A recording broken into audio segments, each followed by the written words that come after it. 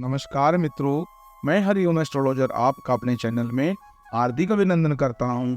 आज मैं आपको सुनाने जा रहा हूं विघ्नराज संकट चतुर्थी कब है, जाने पूजन का शुभ मुहूर्त, चंद्रोदय का टाइम, व्रत का महत्व एवं कथा।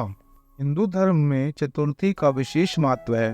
हर साल अश्विनी माह की कृष्ण पक्ष की चतुर्थी तिथि को विघ्नराज संकटी चतुर्थी व्रत रखा जाता है। इसे अश्विनी संकटी चतुर्थी भी कहा जाता है।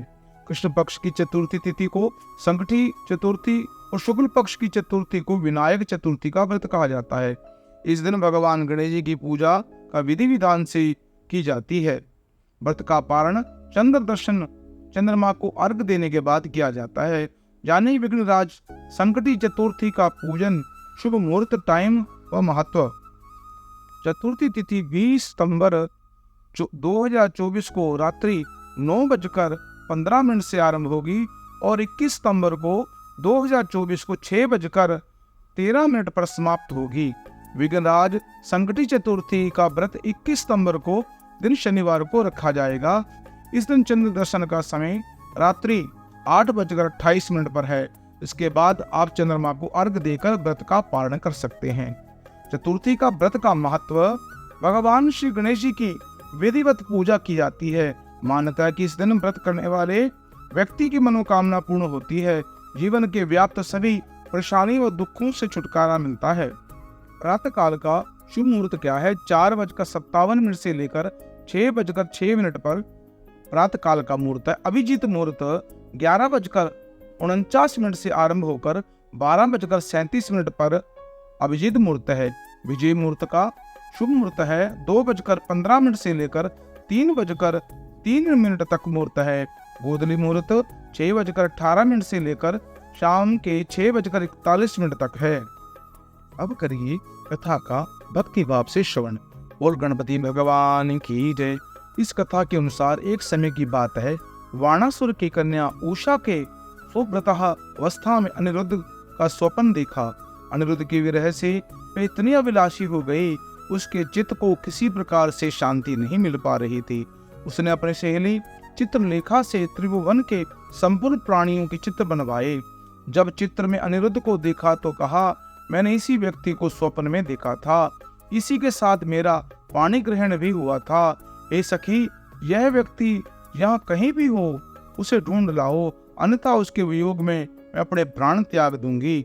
अपनी सखी की बात सुनकर चित्रलेखा अनेक स्थानों में खोज करती हुई द्वारिकापुरी में जा पहुंची। चित्रलेखा राक्षसी माया जानती थी। उसने वह अनिरुद्ध को पहचान कर उसका अपहरण कर लिया और रात्रि में पलंग सहित अनिरुद्ध को उठाकर वह गोधूली वीला में वाणासुर की नगरी में प्रविष्ट हुई। इधर प्रद्युम्न को पुत्र शोक के कारण असाध्य रोग से ग्रसित होना पड़ा। अपने पुत्र प्रद्युम्न एवं पौत्र अनिरुद्ध की घटना से कृष्ण जी को भी व्याकुल हो उठे। रुक्मिणी भी पौत्र के दुख से दुखी होकर बिलखने लगी। खिन्न मन से कृष्ण जी से कहने लगी, हे नाथ, हमारे प्रिय पौत्र का किसने हरण कर लिया, अथवा अपनी इच्छा से वह कहीं भी गया हो, मैं आपके सामने शोकाकुल होकर अपने प्राण छोड़ दूंगी। रुक्मिणी की ऐसी बात सुनकर श्री कृष्ण भगवान यादवों की सभा में उपस्थित हुए। वहां उन्होंने परम तेजस्वी लोमेश ऋषि के दर्शन किए। उन्हें प्रणाम करके श्री कृष्ण ने सारी घटना कह सुनाई। श्री कृष्ण ने लोमेश ऋषि से पूछा, हे मुनिवर, हमारे पुत्र को कौन ले गया? वह कहीं स्वयं तो नहीं चला गया? हमारे बुद्धिमान पुत्र किसने अपहरण कर लिया? यह बात मैं नहीं जानता। आपकी माता पुत्र वियोग के कारण बहुत दुखी है। कृष्ण जी की बात सुनकर लोमेश मुनि बोले, हे कृष्ण, वाणासुर की कन्या उषा की सहेली चित्रलेखा ने आपके पुत्र का वर्ण किया है। उसे बाणासुर के महल में छिपा के रखा है। यह बात नारद जी ने भी बताई है। आप अश्विनी मास के कृष्ण पक्ष की चतुर्थी संकटा का अनुष्ठान कीजिए। इस व्रत के करने से आपका पुत्र अवश्य ही आ जाएगा।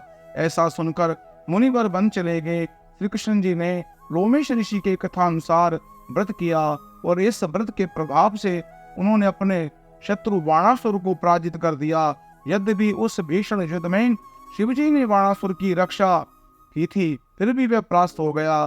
भगवान श्री कृष्ण ने कुपित होकर बाणासुर की सहस्त्र भुजाओं को काट डाला। ऐसी सफलता मिलने का कारण व्रत का ही प्रभाव था। श्री गणेश जी को प्रसन्न कर कर तथा संपूर्ण विघ्नों को दूर करने के लिए इस व्रत का समान कोई दूसरा व्रत नहीं है।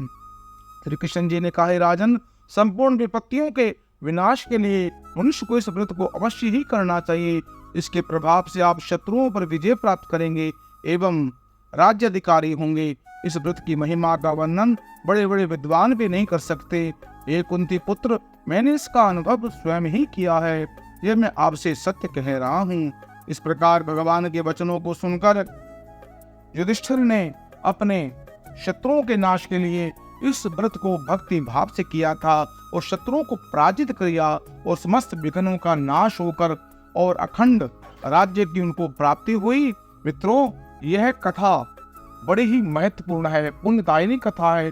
इसके सुनने मात्र से मनुष्य के समस्त संकट दूर हो जाते हैं। भगवान गणेश की कृपा से अगर इस कथा को आप श्रवण करते हैं या सुनते हैं, आपकी समस्त मनोकामना पूर्ण होगी और संकटों का नाश होगा और गणपति महाराज की आपके ऊपर कृपा होगी और आप जीवन में आनंद विभोर होंगे। इस कथा को आप अपने इष्ट मित्रों से शेयर करें और पुण्य के भागी बने। और आप इस चैनल को सब्सक्राइब करें और कमेंट बॉक्स में ओम गंग गणपते नमः अवश्य लिखें।